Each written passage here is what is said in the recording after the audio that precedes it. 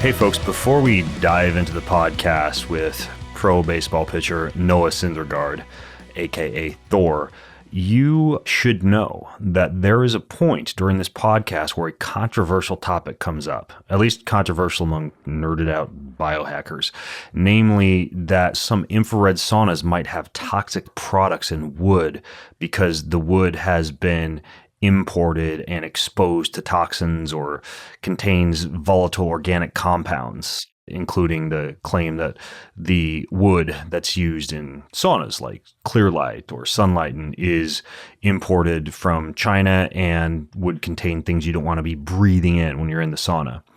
I dug into this. So first of all, if you go to the show notes at bengreenfieldlife.com/Thor podcast, I was able to hunt down all the certificates of registration, the Sustainable Forest Initiative certificate, along with the chemical analysis of all the wood used in the sauna that I use, which is the Clearlight infrared sauna. It's a fantastic sauna in my opinion. And I also talked with Clearlight to dig into this. Turns out none of the wood that they use is grown in China. Their mahogany is from North Africa. The basswood is from Canada. The hemlock framing wood they use is from Canada. The wood certificates they use, again, are going to be attached in the show notes to this podcast. And they purchase their woods from Western Forest Products in Canada. For the mahogany that they use, that's from National Forest Products Industry Corporation, and they are what's called an FSC certified producer. Clearlight buys the natural wood. It's 100% untreated kiln-dried wood, so it does not need to be fumigated. They don't fumigate the saunas when they import to North America. The wood is never fumigated for saunas designed for North America. And when importing into some other countries, they require it, but not for the US and Canada market. So ultimately, you do not need to be worried about breathing in toxins and VOCs when you're in a Clearlight sauna, at least, which is the one that I did my research into, because honestly, that's the one that's in my basement. You, of course, should make sure that you use non-toxic cleaning supplies in your sauna, that you wipe it down after you sweat because your sweat has metals in it, but the actual sauna itself is safe. So I hope that clears the air. See what I did there? And let's go and listen to my conversation with Thor. Well, folks, I've been arranging this podcast behind the scenes for the past couple of months. My guest on this show was actually going to be doing this live with me up in Spokane, but he had some snafus, as did I. So we're recording virtually for you. He just came off the rooftop in a beautiful Manhattan beach, whereas I'm stuck in snowy Spokane, Washington. But we're making it happen either way. My guest is Noah Syndergaard. You might know him as Thor.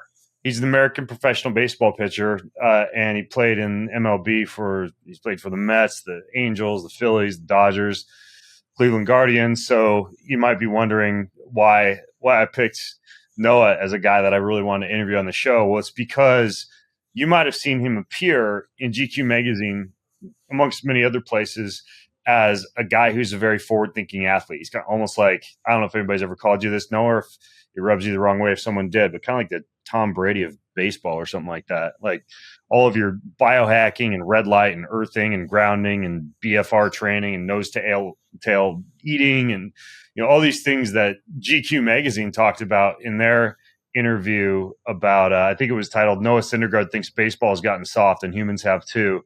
That one definitely I thought was very interesting. And you're up to a lot of stuff that I think would be super cool to hear about. So anyways, if you're listening right now, all the show notes are going to be at bengreenfieldlife.com/Thor podcast. That's bengreenfieldlife.com/Thor podcast. I guess I should ask you right off the bat, Noah, how did you get the nickname Thor?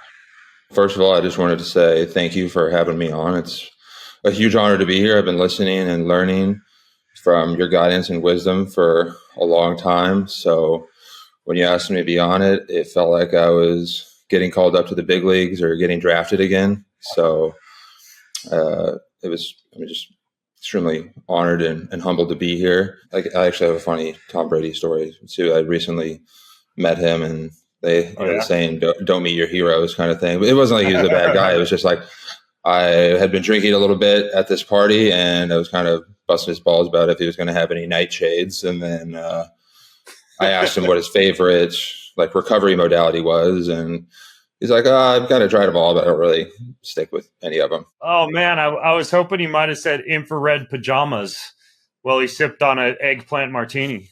Infrared pajamas do sound awesome, actually. The Thor nickname is not super exciting, but I think I got it when I was drafted by the Blue Jays in 2010, and one of their fans on Twitter correlated like Syndergaard, the guard, Gaard, and my last name to Thor's home realm of Asgard. And that was even before I had long hair. I started growing my hair out in 2015. So I actually have a dog named Thor, and I don't want people to think that it's just like I'm so infatuated with that moniker, but we got him when I was a junior in high school. So yeah. Yeah. Well, I've got a dog named Dasher, but I don't really fancy the nickname Dasher. And my dog before that was Rupert. Big into reindeer. Wouldn't want Rupert. Now, I did have a Bruno. I wouldn't mind a Bruno. And I have a Comet who's, a lot of our dogs are named after reindeer, actually. So the Thor thing's interesting because you actually are you considered to be pretty big as far as an MLB pitcher goes? Yeah, I think I'm probably one of the biggest pitchers. I'm like 6'7", 250, got up to 260 at one point. Yeah. I guess there's a Aroldis Chapman. He's pretty big too. I'm trying to think if there's anybody else. I think I'm a little bit of an anomaly there. Yeah. Yeah. And I get the impression that, at least from what I've seen of you and read about you, even though you and I haven't talked much in the past, besides just some random back and forth texts, that you're kind of an outside the box thinker, or at least a little bit of a pattern interrupt when it comes to things like fitness and recovery and diet. Have you always been kind of wired up that way, like thinking outside the box as far as your own performance and recovery? I think this path has really started. I was a chubby late bloomer when I was in my teens, and had suffered from a little bit of bullying, not necessarily from my peers or other teammates, but because I could always hold my own there, but just from other coaches. I can think of probably 3 or 4 that tried to motivate me by putting me down. I didn't really see it that way. So I think there was one day I was at Chili's with my dad, and my mom was on a business trip. And instead of ordering a soft drink, I decided to transition to just having some water. And from that point on, it just exponentially increased. But yeah, if I could I was always the pickiest eater too when I was younger, and now I'll eat just about anything. If I could narrow it down to 5 food groups that I would consume. I am a bit of a foodie, but I'm also like super into the health and wellness. I do grass-fed, grass-finished beef cooked in either tallow, or the great thing about being in California right now is you get access to raw dairy. So I could go to the grocery store. Love Erewhon. You like the $30 jars of fancy yogurt from Erewhon, huh?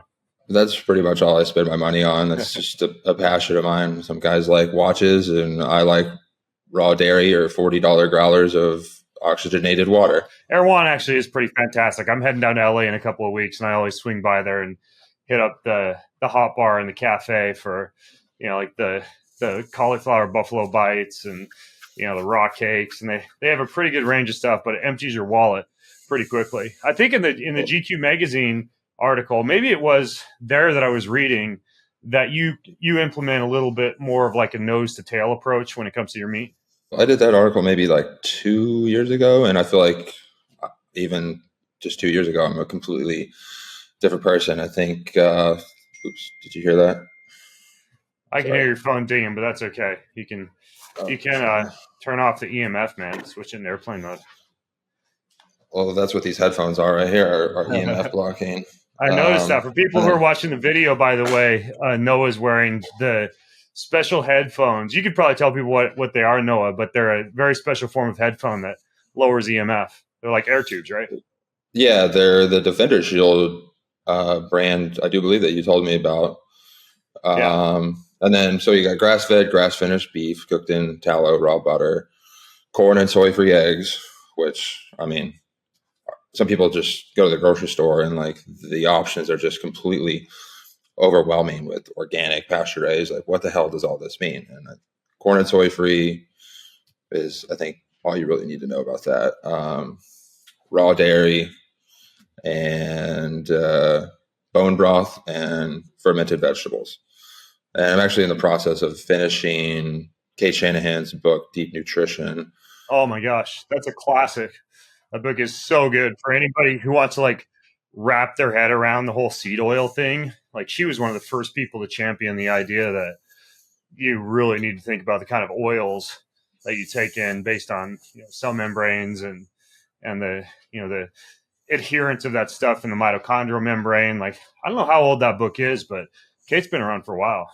I can't even go to restaurants anymore without thinking about it. Like, there's so many restaurants that serve or claim to have grass-fed, grass-finished, but they use canola oil or soybean oil, any kind of vegetable oil, really.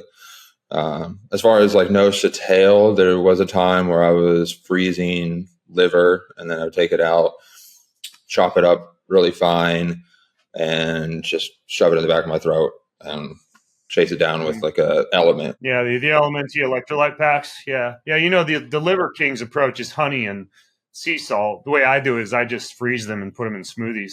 I have a great Liver King story, actually. I used to be a huge advocate of his, but I was completely off him even before he was exposed for steroids, because when I was with the Phillies last year, we were playing the Astros, and I just thought it'd be a great networking tool to leave him some tickets when we were in Houston. And I figured that if you're in the family section, and like, he would know that you're a Phillies fan at that point. And he was also messaging everybody on the team, like Zach Wheeler, JT Realmuto, Bryce Harper, like with the same like copy and paste. Hey, Primal Zach. Hey, Primal JT. Hey, Primal Bryce. And I'm like, oh, we have Liver King on our side. But I'm not super active on social media. If I need to download something or put something on Instagram, I'll download the app, or I'll just have someone do it in my agency, do it really quickly, and then I'll delete it. And it's been great for my mental health.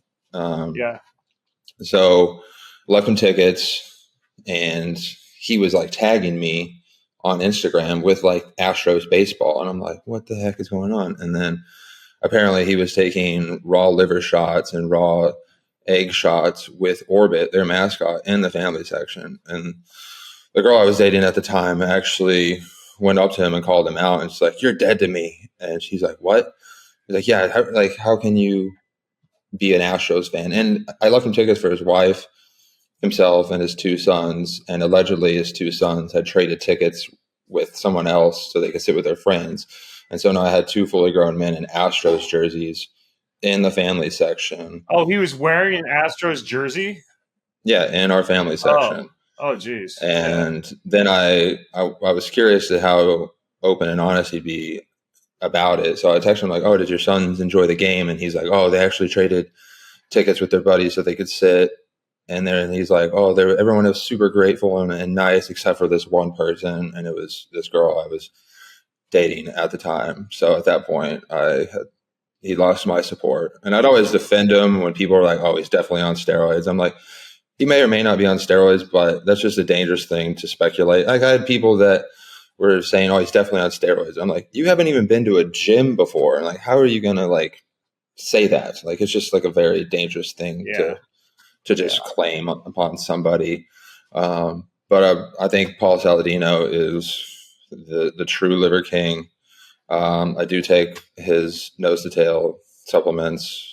He's got good stuff. And by the way, the person who I would trust the most when it comes to just at a glance saying whether or not someone is on steroids is probably Derek, the more plates, more dates guy. He seems to have a pretty good eye for that.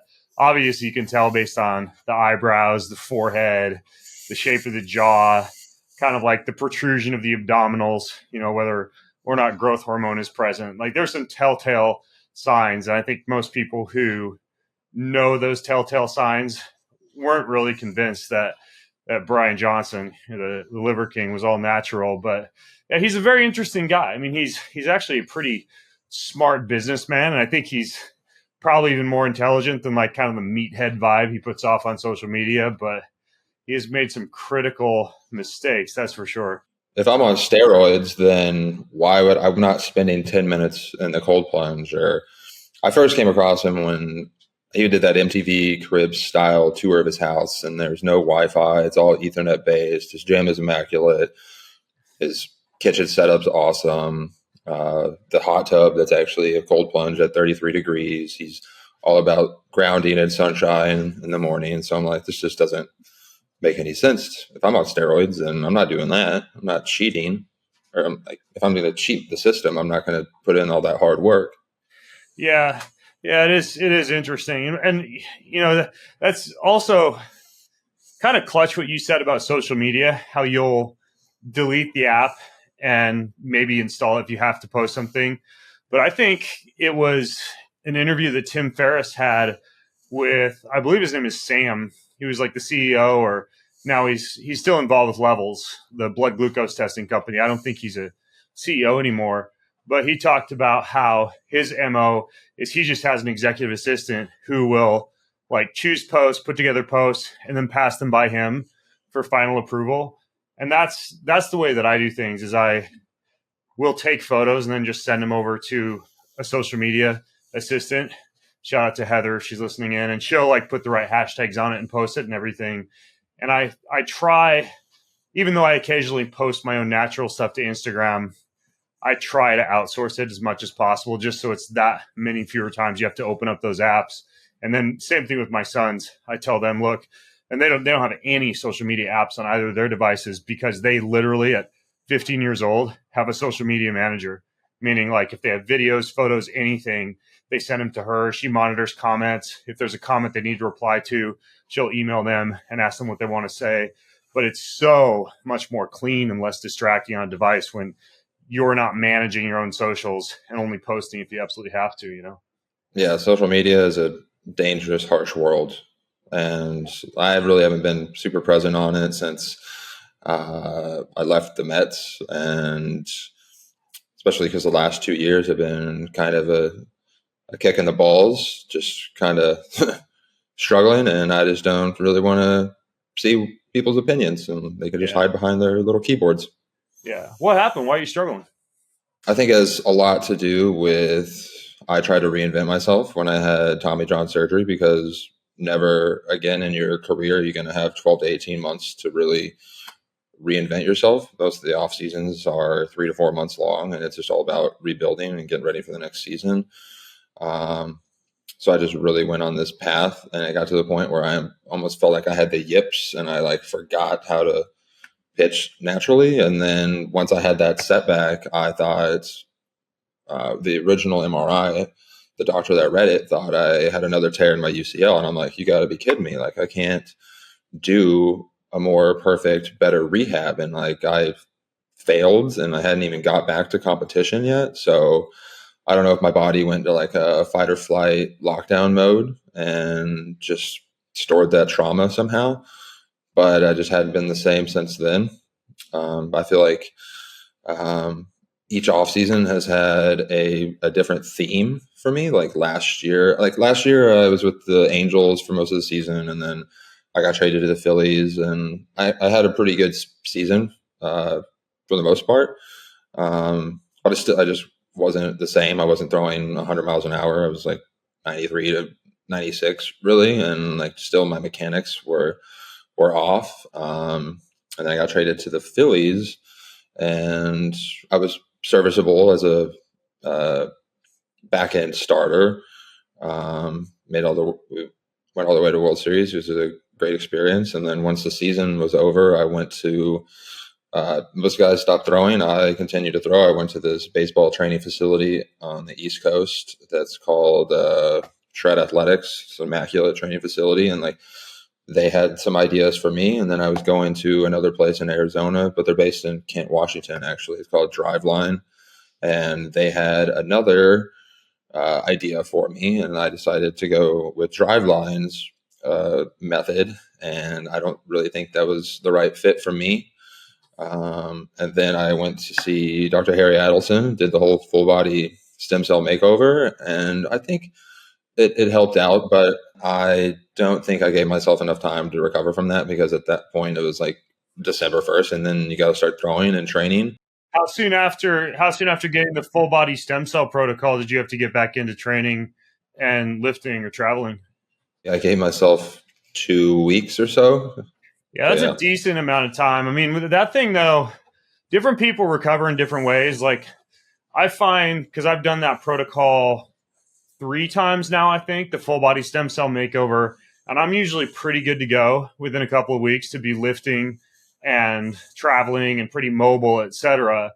And the idea, just for folks listening, is you kind of want to baby all those new baby stem cells you have in your body. And you don't drink for several weeks. You avoid heavy lifting and joint loading. Try not to do a lot of airline travel if you can. Avoid inflammatory foods and just like live super duper clean, with walking and swimming and yoga and stuff like that for your primary exercise modalities. But I've had some clients do it, and they're literally like sometimes 4 to 6 weeks before they're really able to take on a heavy load. And you're right. Like if you don't time that window properly, you don't quite get all the benefits. I remember the first time I did it, I raced a Spartan race a week later, and I was kind of upset with myself afterwards because I could tell I kind of messed up a lot of the work he'd done. Yeah. I mean, it was just my first time doing it. I'd definitely do it again. And then I signed with the Dodgers, which are essentially like, they've been known to fix everybody. I did a lot of very super intentional, deliberate work with their coaches for 3 months. And I think it was still going down the wrong path, like movement patterning wise. It's just kind of disappointing because all I ever did was work work hard and try. And then the season started and I had a really good first start, but then it was just downhill ever since then. And it was just kind of the analogy I use is trying to change the tires on a car while it's still moving. And it's really hard to make like drastic changes in your delivery and your mechanics when you still have to compete every 5 days. And the Dodgers don't have the patience to like allow you to. I mean, they're the Dodgers are like they have certain expectations, and I wasn't meeting them. And then I got put on what they call the Phantom IL, which is basically they use like my blister. I had a blister on my finger to put me on the IL for 2 months. Wait, what do you mean when you say they had a blister on your finger to put you on the IL? They call it the Phantom IL, which is, I mean, you're on the IL, but it's not really for really like an actual issue. It's just a point where like they don't want to like release you. They want to give you an opportunity to just take a little break and figure some things out. And I was kind of getting on the right path, and then I got traded to the Guardians before I ever made it back to the big leagues with the Dodgers. I was making some rehab outings in the minor leagues, and I was performing pretty well. Still wasn't like the old me, but I think a lot of it has to do with like I had been throwing nonstop for the last 3 to 4 years. Ever since like you start throwing and your Tommy John rehab, depending on your surgeon, like my surgeon recommends, it was Dr. Alchek in New York, 4 months before you start throwing, and then you're throwing all the way to month 15. So it's like pretty grueling because they take the palmaris longus in your wrist, put it in your elbow. Basically, it's a tendon has to turn into a ligament essentially. So you got to stress it a little bit day by day to help fortify it.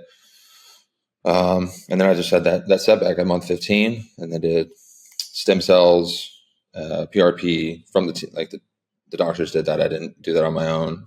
Stem cells from my hip, PRP, and I did 30 hard shell hyperbaric chamber sessions. And this is when I started going down this path of like mental fortitude, because I have my own soft shell hyperbaric chamber and I never had any issues with it in terms of like panic or anxiety, but the hospital grade hard shell hyperbarics is a completely different animal. And I went into it not knowing what to expect. And I get there and I'm like, holy crap, like this is like, I couldn't wear my contacts in there. I had to wear these other glasses. And I'm looking through this acrylic lens at this TV. You can watch TV and there's always somebody there by your side. But I was like, it takes 10 minutes to get to pressure, and if you want it out, it takes 10 minutes to get you out. Yeah. And that's at like 2.5 atmospheres compared to the 1.4, 1.5 you might get in a home unit. Yeah, I think what it boils down to is like the amount of control that my central nervous system had. Like I really had to relinquish a lot of control to the person operating the machine, and it would go 10 minutes to get to pressure, and then I did 30 sessions. I gutted it out, but almost every single time I had some severe anxiety at the beginning, where the PA would have to come in and take me through like a guided mindfulness meditation.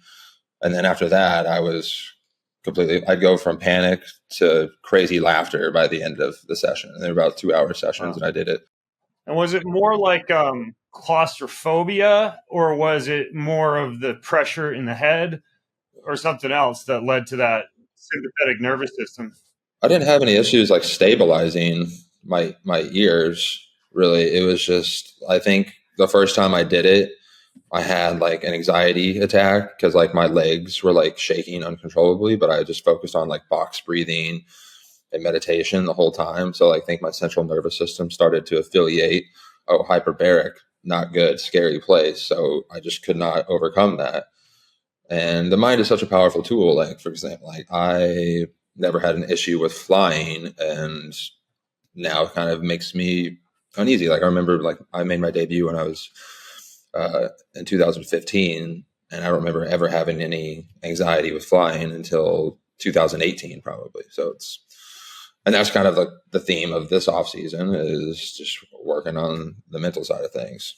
Yeah, it's interesting. Actually, I have this theory about hyperbaric. I've been thinking about that breathing carbon dioxide based on the anxiolytic and actually some of the physiological benefits of carbon dioxide, especially for reducing lactate accumulation, is something that I would actually like to see more hyperbaric companies playing around with, like the ability to be able to breathe carbon dioxide rather than pure oxygen, or introduce more carbon dioxide into the chamber. Dr. Mercola, who catches some flack, I know, actually just published a very interesting article. Maybe I'll link to it in the show notes. And it's like a 13-year-old video by kind of one of the OGs of anti-aging and longevity and health, Ray Peat. And it's a whole treatise on why carbon dioxide is actually good for us.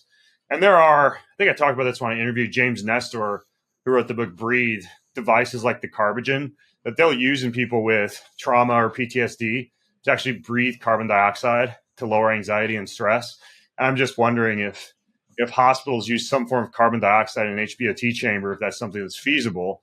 And I wrote to Hyperbaric Oxygen USA, to Jason Sommers, who runs that company, actually just this morning, to ask him about what it would take to outfit a hyperbaric chamber with the ability to breathe CO2 while you're in the chamber. So basically, you're looking at simultaneously elevated levels of O2 and CO2, which has a pretty interesting tissue oxygenation effect. So that'd be interesting at some point, don't you think, to see what it would be like to breathe carbon dioxide in HBOT?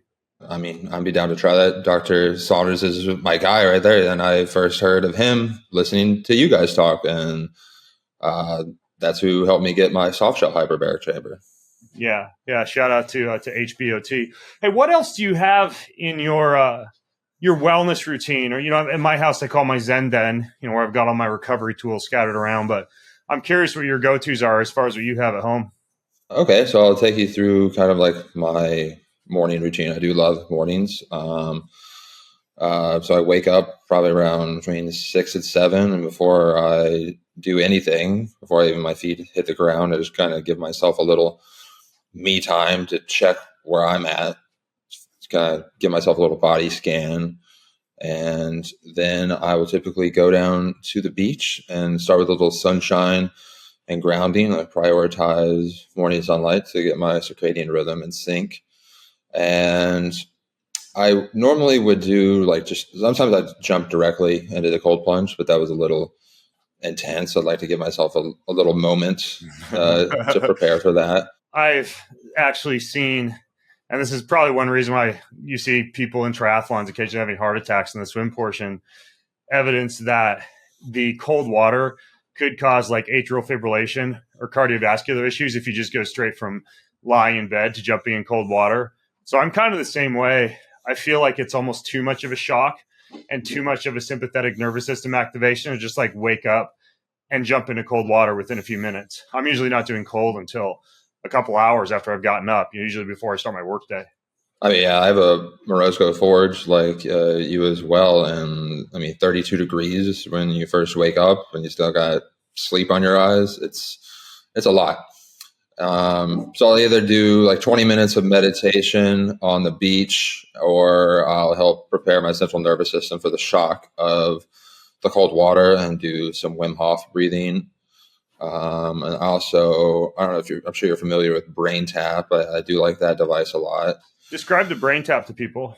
The Brain Tap is I mean, I have the headphone set to go along with it. So it's just like a headphone set that actually, I guess it plays like some sort of binaural beats or frequencies. It's got some kind of like tons of programs. And I guess it helps speak to your unconscious mind a little bit, because sometimes you'll play a program and you'll have two different voices. And like, I guess the point isn't to try to listen to both, but your unconscious mind is picking up on both.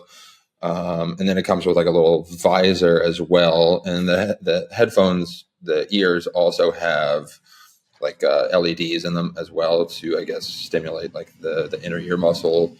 And the visor has LEDs in the visor as well to emit some sort of patterning. So I think it's a really cool piece of equipment. Yeah, I agree. I dig it. Like, I'm not very hypnotizable, and that thing will bring me to another planet, especially if I do like the space journey or the Earth journey, or like there's one that's like the medieval journey back to medieval times, where a voice is just like walking you through this whole new experience and adventure that you go on in your mind. But it's paired with, like you said, Noah, light and sound stimulation to the eyes and the ears and the photoreceptors in the ears. And so it shifts the brain into this changed brainwave state dramatically. I even have a couple of friends who have gone through there's a whole series on there on how to use your own body as a pharmacy to kill pain. They've done it for low back pain and seen a remarkable positive effect on back pain when using the Brain Tap back pain sessions. But like you mentioned, there's like hundreds of different sessions you can do. My favorites are the journeys. Have you ever messed around with any of those? I don't think I have. Yeah, you dig them. They're pretty cool. For those of you who may have heard a quick hiccup there in the interview, I had a tennis match this morning and rehydrated way too well, so I had to go take a potty break. And Noah grabbed some water, and he was just describing that he's only got one kind of water that he drinks. So to hold it up, Noah, what is it? It's Mountain Valley. Throughout the MLB, I have been known as the green water bottle guy. And it's kind of funny that, so when I was with the Angels last year and we're playing the Phillies, like where the buses drop us off, it's like the longest walk to the visiting team clubhouse, and you have to walk past the home clubhouse, and they just had pallets of the sparkling versions and all their different flavors of the Mountain Valley. And everyone's like, oh my God, Noah, this is your team. And I'm like, lo and behold, 2 months later, I get traded there. So, yeah, Mountain Valley's pretty good. I think I believe it might be Jack Cruz, who's big into minerals and magnesium, amongst a few other, actually a lot of really great doctors. Dr. Leland Stillman, shout out to him, previous podcast guest. He has a lot of his clients do a hair tissue mineral analysis and finds that mineral repletion is really good. And there's a few brands that are pretty high in minerals. Mountain Valley's one. Pellegrino's good. Magnesia and Gerolstein are also pretty darn good for minerals from bottled water. And of course, the glass version is clutch. But you, before we took our potty break and your water break, you were talking about the Brain Tap. So you got the beach with the grounding and earthing. You got the cold. You got the Brain Tap. What else is part of your wellness lounge protocol?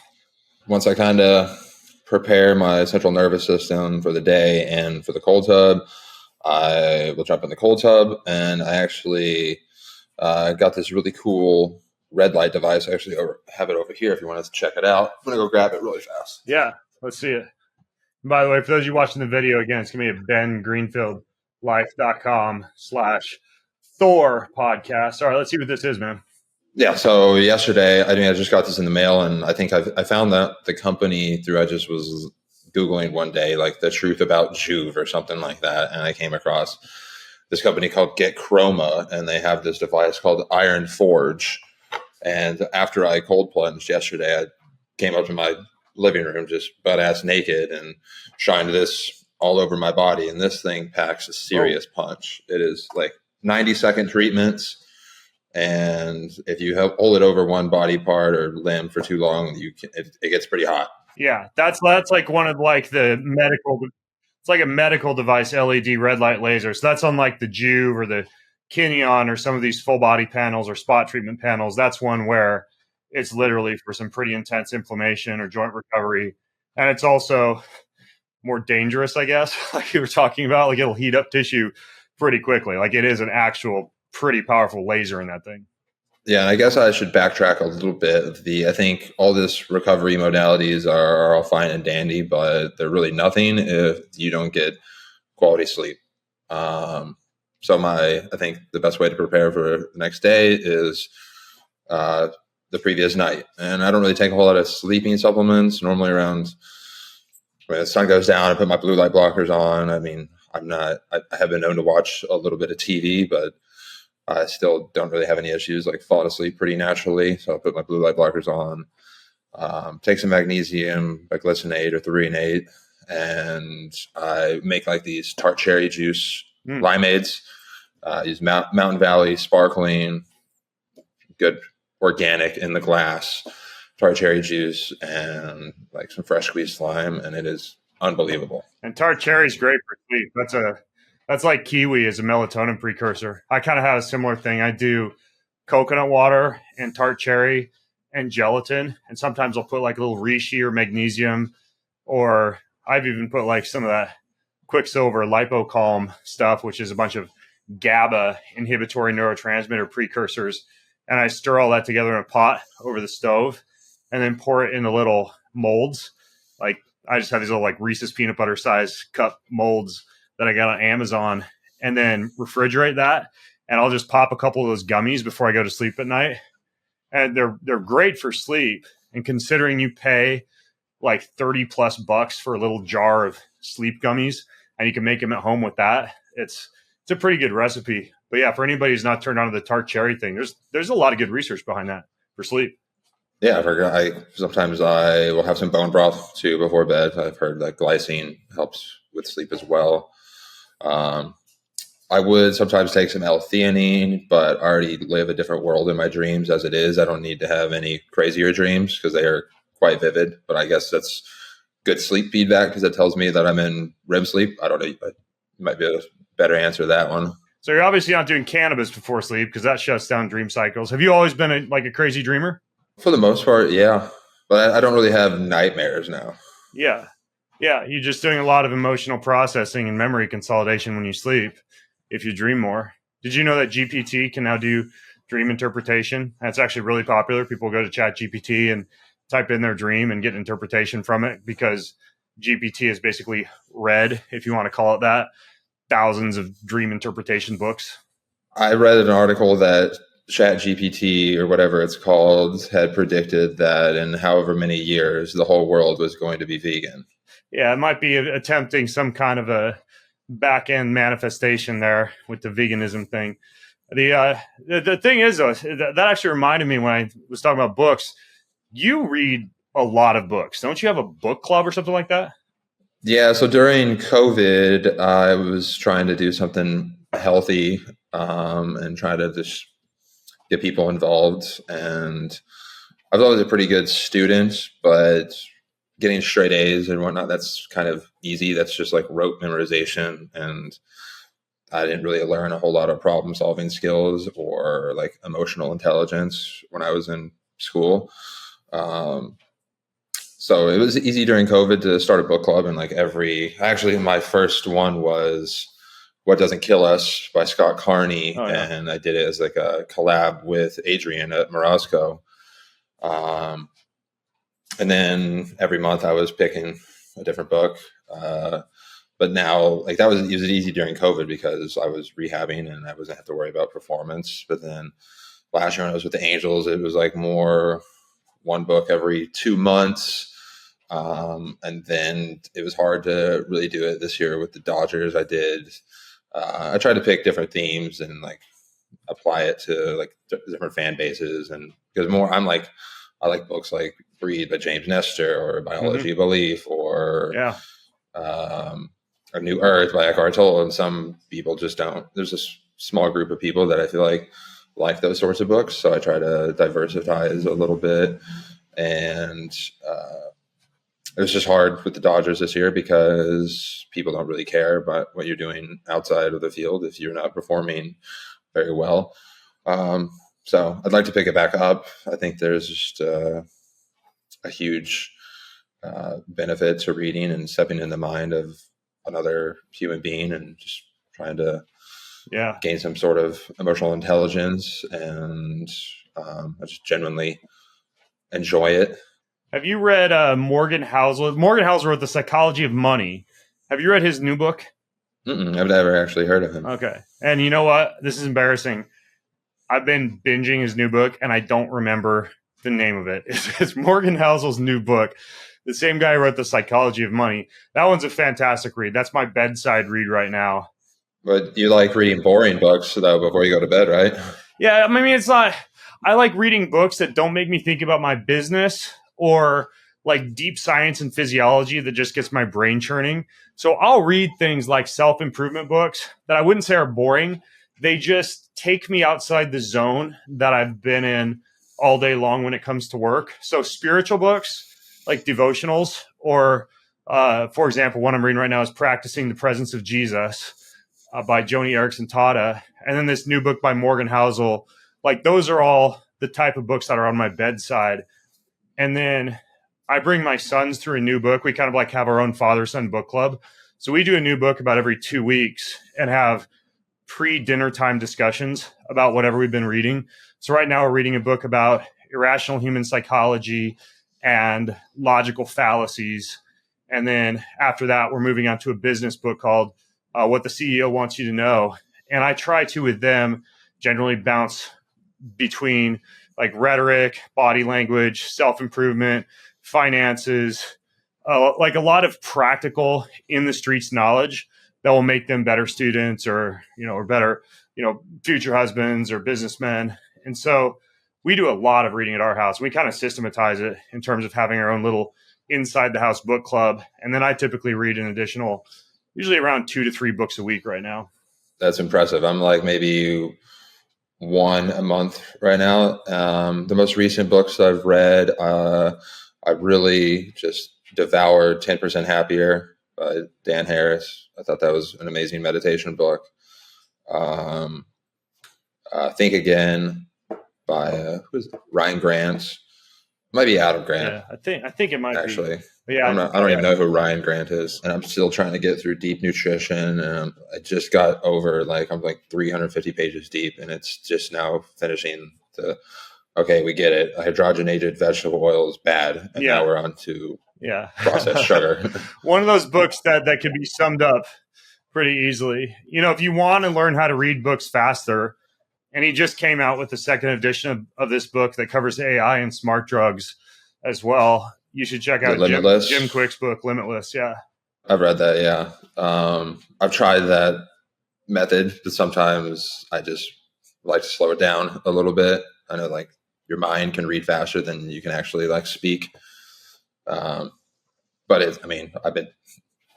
that's how we were taught in school, and that's what was ingrained in our head for the longest time. So it's just hard to break through that. And as far as the book club goes, it's got Noah's book club as the title, but I'm still trying to figure out what it actually is. There's nowhere to for fans to really engage. It was just I would post something on my personal social media. I would post different chapter updates on my stories. And then at the end of the month, I would do a Q&A with whoever recommended the book to me, because I'm not really great at hosting things like that myself. There have been a couple times where I've done it on my own, but it was a different kind of production, but we made it work. Yeah. You should just call it either Lithorator or Literathor. Can be your book club title. I like that. You got to recommend a book for me so I can have you on. Yeah. Literathor. So, I know that a lot of people were probably interested in hearing what the biohacked MLB pitcher does. And I'm curious, besides that cold laser LED device that you held up, if there's any other kind of weird fringe or lesser known or extremely effective modalities that you find pretty critical in your day-to-day. So next to my cold plunge in the garage, I have a barrel sauna. I could crank that bad boy up to 230 if I wanted to. I've owned two different kinds of infrared saunas. I've sold them both, just because I was kind of brainwashed in the fact that like both Clearlight and Sunlitten, I guess, import their wood from outside of the United States, so they need to treat it with chemicals. So the whole like off-gassing process, I don't know how valid that statement actually is, but that was just what I've been told by people that are smarter than I am. By the way, because I know people are going to ask, I have not heard that. I will, however, after this podcast, dig into that. So go to the show notes if you have your own information to share on that. VOCs in wood from imported wood and infrared saunas. Leave your thoughts in the show notes if you know much about that. You just gave me something to research, Noah, so thanks.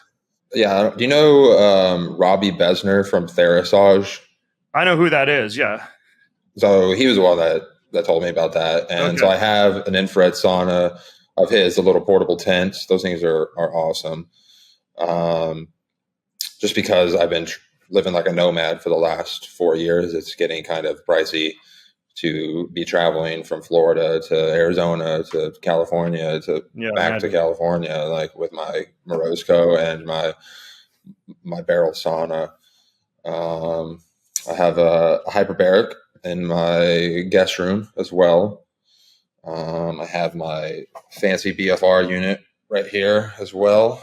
The Mat Up Pro. They're based out of France. I have Katsus as well, but this is like you can't untether yourself from it. So the other day, the way I used it, I did it on my legs, did bilateral heels elevated squats, and the protocol for BFR usage is you do one set of 30 and then followed by 3 sets of 15. And it's very difficult to walk after that. Yeah. So I incorporated it any moment or opportunity that I can. Do you do the arms and the legs at the same time? This just has 2 ports. So like a lot of the other popular ones that are like really expensive is like, this one is about $6,000. And then there's another one called by Owens Recovery Sciences that they actually use like a built-in Doppler. Those are about $5,000, but that's only per limb. So if you wanted to do 2 limbs at the same time, you'd have to fork over $10,000. Oh, wow.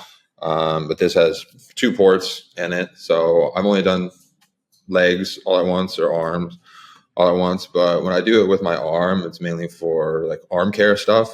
So it's either like I'll do like manual resisted stuff with a physical therapist or a trainer, a lot of love crushing forearms.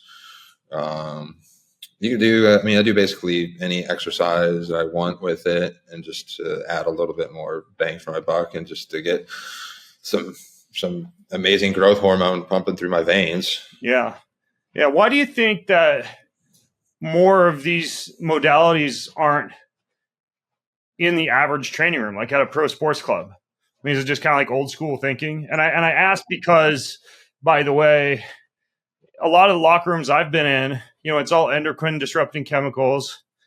Besides a few clubs, like pretty old school, barbell, kettlebells. And there's nothing wrong with, a lot of these standard training and lifting and recovery modalities. But it seems like there's a lot left behind. At least that's my perception. I could be wrong.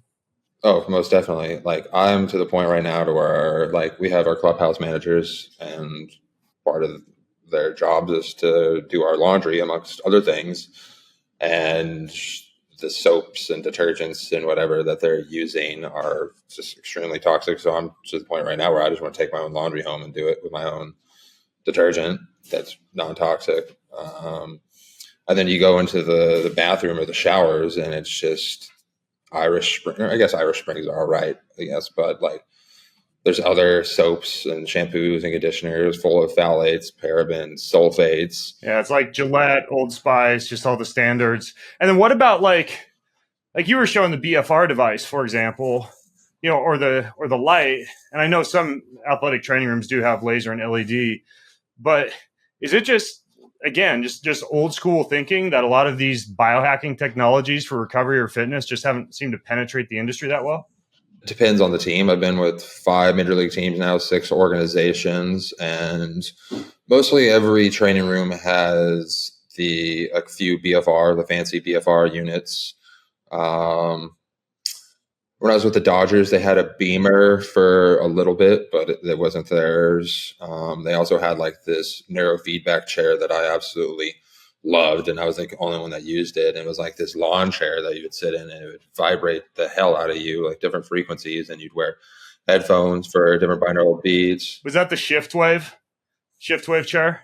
I'm not familiar with what it was called, but then you'd wear like a little pulse oximeter, and it would measure, like, it'd give you like real time before and after HRV measurements. The one you're talking about, if it is the shift wave, it tracks your heart rate and your breath rate and your HRV in real time, and adjusts your breath cues and the vibration of the chair and everything during the session, and walks you through like how to breathe and how to relax and how long to exhale.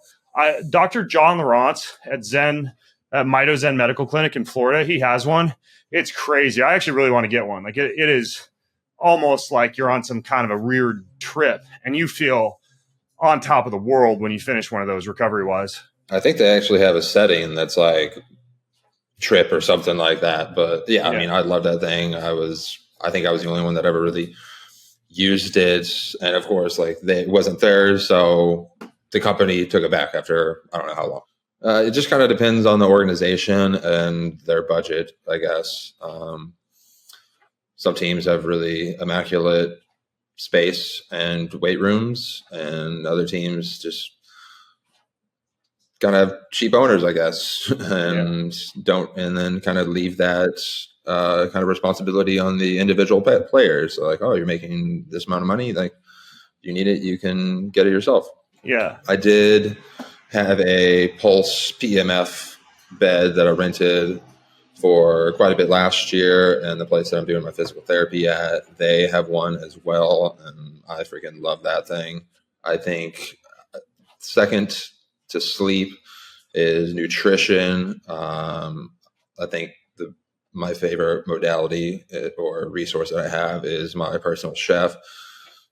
She's amazing and like super knowledgeable about health and wellness and nutrition and food. Like everything's grass-fed, grass-finished, cooked in tallow or butter. She's really into like cooking seasonally, going to the farmer's market. So she's been doing a lot of different squashes and pumpkin. Amazing. Yeah. You ever heard of Methodology? Because they're the reason I bring them up is they're a meal delivery service, and I've tried out a ton for different clients, and they're pretty high end. I mean, I think they're like, I don't know, maybe $400 a week or something like that. So it's obviously a little bit of a price point, but it's your breakfast, your lunches, your dinners, your snacks, your juices, but it's like super high quality, seed oil free, really high end stuff. That one's called Methodology. That was the recent meal planning service that I've been recommending to more of my kind of like VIP exec clients who don't want a personal chef, don't have the time to cook, but want their meals delivered. And that one's pretty impressive. I'll definitely have to check that out. I've been working on and off with this nutrition scientist named Chris Talley, based in El Segundo here, and he will do like this full, very comprehensive blood analysis. It takes like an hour and a half to go over all this with him. And then if you want, he has a kitchen in El Segundo, and like he'll ship nationwide, and everything is exactly tailored to your needs. And it's kind of funny because a couple of years ago, I had an immune response to dairy. And when I recently did some blood work with him, but at that time, I didn't even know what raw dairy was. But then I did some blood work with him, and I've recently, like, it's cured. Now my only allergy is I have shrimp and lobster. Yeah, that's not uncommon. What's the guy's name again? Chris Talley. Okay. I think it's like Precision Food Works is his company. Okay, cool. I'll put that in the show notes. Full disclaimer, all these recovery hacks and whatnot, my C-reactive protein for some reason has been a little high. So I'm trying to just address that and doing a lot more blood work than what I normally have in the past, and just really taking a deep dive and look under the hood. Yeah, random question about that. Do you know what your methylation genetics are? Like if you're a poor methylator or anything like that? Have you ever done DNA testing? I haven't done any of Yeah. that. The reason I ask is some people who are poor methylators, if they have sources of folic acid in their diet, and folic acid, you'll find it in a lot of energy drinks, you'll find it in a lot of supplements, multivitamins, different enriched products like flours and cereals, which it doesn't sound like you're doing a lot of. But what happens if you're a poor methylator? A lot of the folic acid can cause a little bit of an inflammatory reaction, like a buildup of homocysteine and also sometimes a buildup of CRP in the body. And so that might be one thing to look into, because a lot of people just have little bits here and there of dietary folic acid. And if they're poor methylators, it can kind of screw them over from an inflammatory standpoint. Is folic acid the same as folate? Natural folate, like methyl tetrahydrofolate, is like 20 times more expensive to use as a nutritional ingredient for methyl groups in supplements or to fortify foods. So most people don't do it because they just don't get good margins on their product. So there's even like some very popular energy drinks out there and supplements that, if you look at the label, have folic acid in them, which I don't think is generally that good, but especially if you're a poor methylator, you should avoid it. And like the organ meats that you're consuming, those are good sources of natural folate. But if you have high CRP, I'm not saying that's what it is, but you can always check it out. You just do like get a gene test from Self Decode or Stratagene or the DNA company or one of these sources and just see what your methylation genetics are. There was at one point where I was diagnosed with hereditary hemochromatosis, and every team that I've been with, I've asked the team physician to monitor it, and they've come back to me like, oh, no, you're fine. So there's a certain level of distrust there. So I'll get some answers here pretty soon. Yeah, because obviously, as you know, like in people who train a lot, CRP can also just be elevated as a relic of training, in which case usually you'd want to look at all your inflammatory markers like homocysteine and interleukins and get like a full inflammatory panel, like from direct labs, for example. And then you could see if you're inflamed because you're really inflamed, or if CRP is just one element that's up just because you might have trained hard in the couple of days prior to the test, It just doesn't make a whole lot of sense because I feel great. And I feel like all my practices are really dialed in. So there's that. I guess on a different note, my other hack, I guess you could say, is I will dabble with intermittent fasting, or just like on Sunday I'm traveling, or tomorrow I'm traveling, and I'm going to fast all day because on Tuesday I'm going to work with this functional medicine doctor in Dallas. His name is Dr. Joe Cleaver, and he's going to do a V cells treatment on me. Oh, yeah. Those are pretty epic. The very small embryonic-like stem cells, they're extremely potent in terms of their ability to be able to help with tissue and joint recovery. And I don't know if you knew this, Noah, but there's one doctor, Dr. Todd. He's out of San Diego. He's got a hard to pronounce name. It's like Ovakaitos or something like that. But he activates the V cells with special laser lights that allow the V cells to go to the part of the body where they're needed most. And actually, Harry Adelson, who you mentioned, when you do the full body stem cell makeover with him, I believe he uses something very similar to Dr. Todd's protocol with lights and V cells. Well, I was going to do Dr. Harry's program again, but now he just does like umbilical exosomes. And I think that's got to but he did that. I like the cocktail that he uses, like the bone marrow, the fat, V cells, and exosomes. I don't want just like exosomes. I want stuff that comes from me. The nice part about the new one that he does, you recover way faster, but some people do like to use the bone marrow aspirate, so to speak. Another guy that's doing really interesting work in stem cells is Dr. Adil Khan. I interviewed him, and he's also doing things like follistatin gene therapy and clotho gene therapy. And he's got some really interesting stem cell protocols as well. He has a certain type of stem cell that he's developed. It's not V cells. It's a little different. I think they're called VESCs or something like that. But he's got a clinic down in Cabo, and I might go down there in February to do some treatments with him. And we're also doing a big conference in Austin in February called Unlock Longevity, where we're going to be talking about a lot of that stuff. But his name is Dr. Khan, Kahn. And I did an interview with him where he talked about a lot of this stuff. I'll link to it in the show notes, but it was super interesting. He's a good guy to look into also. And as I'm flying on Sunday, I forgot about your advice of putting all your EMF Defender no, that's No Choice products in your carry-on, because there was one time where I was wearing the No Choice underwear and I went through the scan. They had to scan me like 3 or 4 times, and I'm like, oh shit, I'm wearing EMF protecting underwear. And I'm surprised they didn't try to tackle me then and there, because the TSA agent's like, what the hell is this guy talking about? My crotch region was essentially invisible to the machine, so I'm just pleased that I didn't have to go through a full body cavity search to make it through security. And for people listening, the No Choice is a full body. No Choice is a full body EMF blocking suit. So you go through a scanner and you look like a ghost and they freak out. So I always have it in my backpack, and I'll even take it out of my backpack and put it in a little plastic bin so it doesn't cover up stuff in my backpack. And then as soon as I walk through security, that's when I put on the EMF blocking gear, the sexy wraparound Faraday cage. Do you have the hoodie that goes all the way up and you have like the eyelids?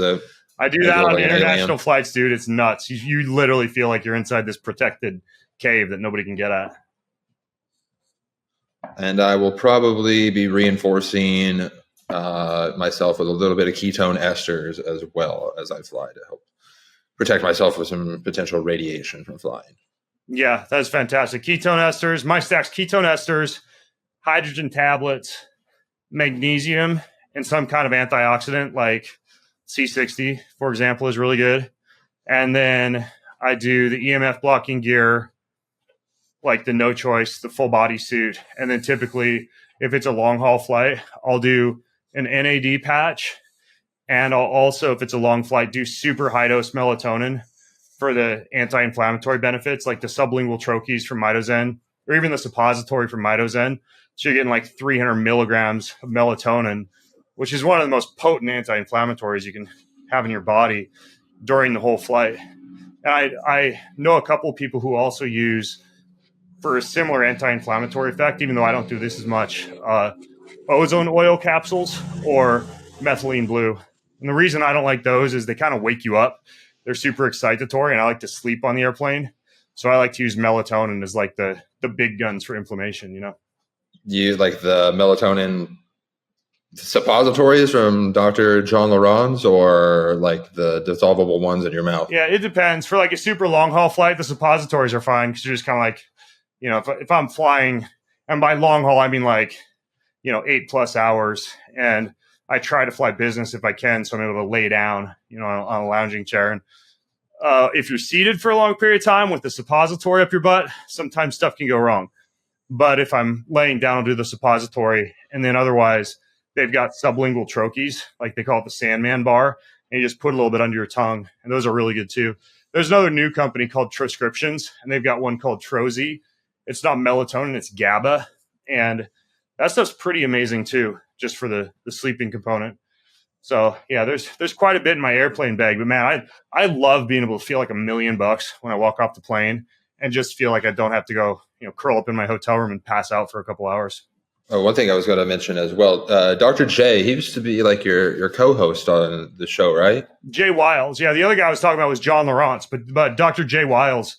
Separate note, I was like, I've talked to him on and off for like the last 2 years or so. I've done some Hanyu stuff with him for like just HRV measuring, and he has coming up with like, he offered me to go out to South Carolina and do like this whole brain mapping kind of assessment, just to see like, I mean, just the last couple of years have been kind of rough on my central nervous system. So to see which regions of the brain are active or too active or not functioning very highly at all. So yeah, I'm just really taking a deep dive and making sure that no stone is unturned.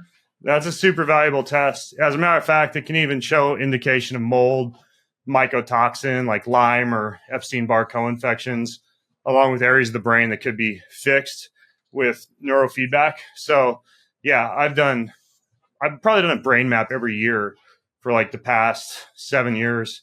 My last couple were with a company called Jizen in Mill Valley, California, but then Peak Brain in LA does them. Dr. Jay Wiles, like you mentioned, shout out to Dr. J. He does them. But yeah, they're super beneficial. I think more people should know about them because they're not super expensive, and you get a lot of really interesting data about your brain. But anyways, is there any other cool things you want to share with folks just in the few minutes we have left here? Sensory deprivation tanks, float tanks. Love me a good float tank. Setting in a magnesium salt for an hour, there's so many different benefits between like absorbing the magnesium through your skin and just like it's in the title itself, the sensory deprivation. So and you just get an hour to float and kind of lose your mind a little bit, but that's the beauty in it. And is that ketamine fueled or non-ketamine fueled?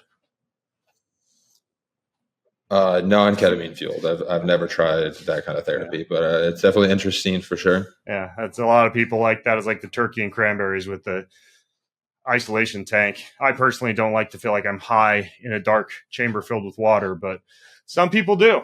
That's your thing. Well, no, this is super interesting. I'm going to link to the GQ article. I'm going to link to all your socials, even though I know you're never on them, apparently. And I'll hunt down some of this stuff, like the LED light and the BFR, and I'll link to a lot of this stuff in the show notes for people who want to take a deeper dive. But dude, what a fascinating approach you have to fitness and recovery. So I appreciate you coming on, and hopefully people can follow you and learn a little bit more about what you do. Oh, thank you, Ben. Thank you for everything that you do and for helping me on this path. Word, man. My pleasure. And folks, bengreenfieldlife.com/Thor podcast, THOR podcast is where you can leave your comments, your questions, your show notes, your feedback about anything. So I'd love to see you pipe in. I read all of those. Leave the show a review wherever you're listening in. Until next time, I'm Ben Greenfield with Noah Syndergaard. Have an amazing week.